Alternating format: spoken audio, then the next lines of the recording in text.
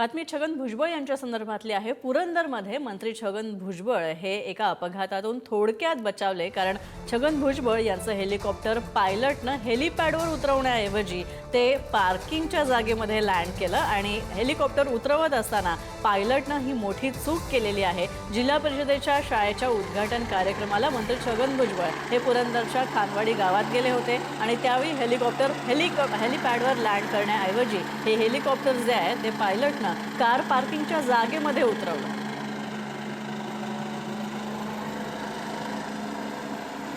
साहेबांचा अचानक या हेलिपॅड अचानक पायलटला लक्षात नाही।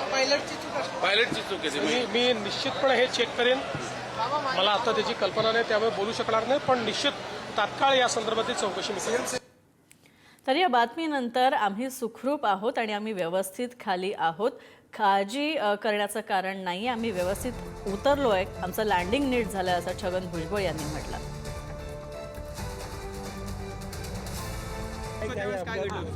मुख्यमंत्र्यांनी चौकशीचे आदेश दिले।